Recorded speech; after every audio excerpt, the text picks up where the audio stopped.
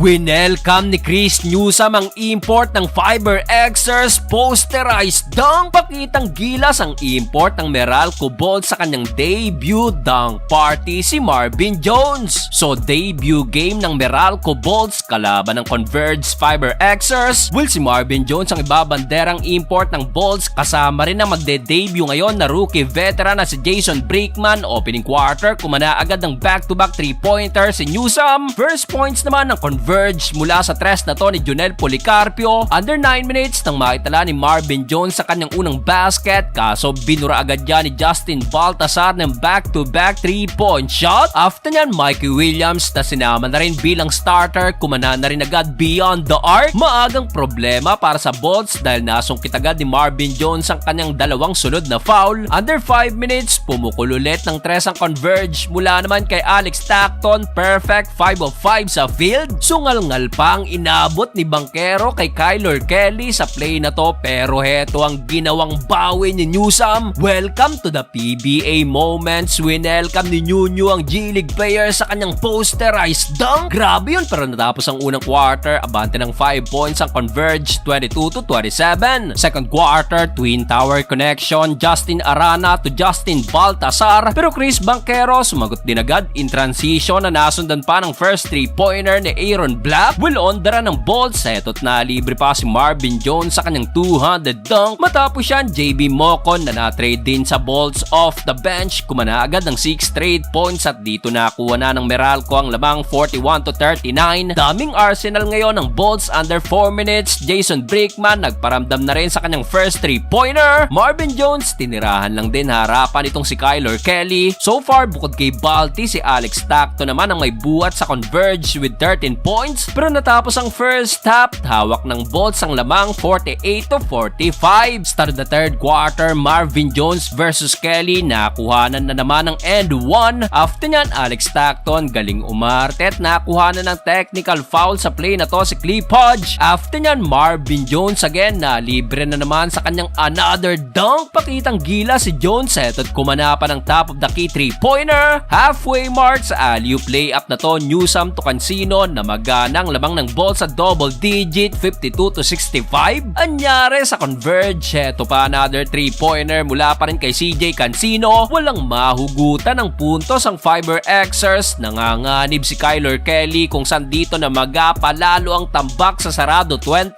points. No Calvin Abueva at Juan Gomez de Leaño, big problem para sa Fiber Xers. Pero sa dulo, kahit papano binuhat ni MJ Garcia ang Fiber Xers at naibabayan sa 14.79-65. Fourth and final quarter, sa wakas, Kyler Kelly nagparamdam na rin sa kanyang 200 dunk. Bumabawi si Kelly, heto pa another alley-oop dunk mula sa pasa ni Justin Arana. Kaso matapos yan, Chris Newsome kumana ng pamatay sunog beyond the arc at nasundan pa yan ng napakainit na back-to-back 4-point shot ni CJ Cancino na meron ng 23 points. After nyan, nalibre pa si Marvin Jones sa kanyang another dunk at dito namagana naman ang tambak sa 18 points. Sa uli, hindi na nakabawi pa ang Fiber Xers. Panalo ang Bolts sa kanilang debut game.